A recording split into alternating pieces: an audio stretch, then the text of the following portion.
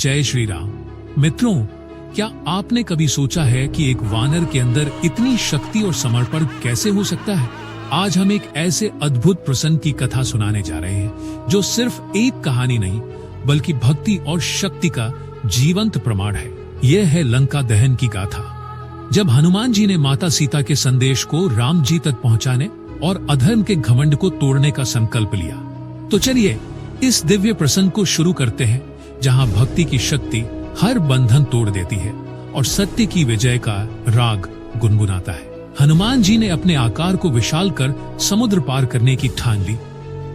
समुद्र के बीच उनका पहला सामना हुआ मेनक पर्वत से। मेनक ने प्रार्थना की, हनुमान थोड़ा आराम कर लो।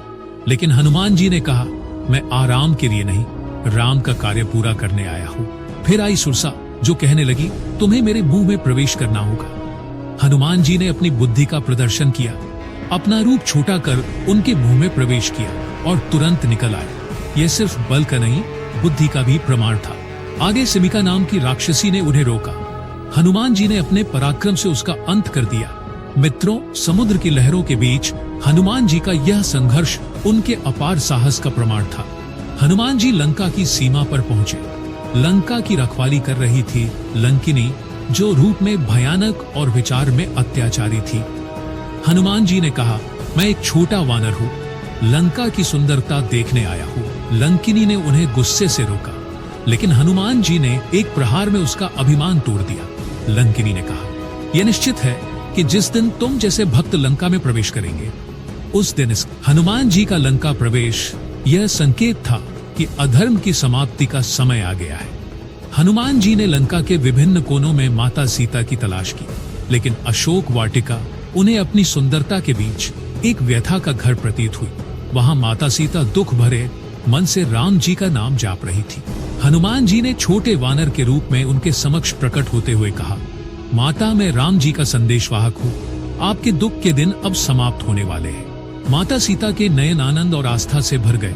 हनुमान जी ने उनका मनोबल बढ़ाते हुए कहा, राम जी जल्दी ही यहाँ आकर आपको इस अत्याचार से मुक्ति दिलाएंगे। उन्होंने अपनी राम मुद्रिका उन्हें दी, जो माता के लिए एक आशा का प्रतीक थी। हनुमान जी को लंका के राक्षसों ने घेर लिया, लेकिन उन्होंने अपनी शक्ति का प्रदर्शन कर सबको पराजित किया। उन्हें रावण के समक्ष ले जाया गया, जहां उन्होंने कहा, रावण, अधर्म का घमंड छोड़ो और माता सीता को मुक्ति दो। रावण ने गुस्से में उनकी बात नहीं मानी और उनकी पूंछ जलाने का आदेश दिया। हनुमान जी मुस्कुराए और कहा, तुम मेरी पूंछ में आग लगा रहे हो, लेकिन यह आग तुम्हारे साम्राज्य को खा जाएगी। हनुमान जी ने अपनी पूंछ जलाकर लंका के हर कोना जला दिया। राक्षसों में अफरा तफरी मच गई। रावण का घमंड आग के धुएं में लिपट गया। लेकिन हनुमान जी ने ध्यान रखा कि माता सीता और निर्दोष लोग सुरक्षित रहे। लंका के उज्जवल साम्राज्य का अंत हो गया और सत्य की पहली जीत का प्रारंभ हुआ। मित्रों, लंका दहन सिर्फ एक प्रसंग नहीं, एक सीख है कि भक्ति, शक्ति और बुद्धि से कोई भी कार्य असंभव नहीं। सत्य और धर्म की विजय निश्चित है। चाहे राह में कितनी ही कठिनाइयां क्यों न हो, हनुमान जी की भक्ति और समर्पण हमें यह सिखाते हैं कि अगर मन में विश्वास और दिल में आस्था हो तो हर समस्या का हल मिलता है। अगर ये प्रसंग आपके मन को छूता है तो हमारे चैनल अमृतवाणी आरपी को सब्सक्राइब करें, वीडियो को लाइक करें, अपने मित्रों के साथ शेयर करें और कमेंट्स में लिखाएं कि हनुमान जी के कौन से प्रसंग ने आपको प्रभावित किया। जय श्री राम।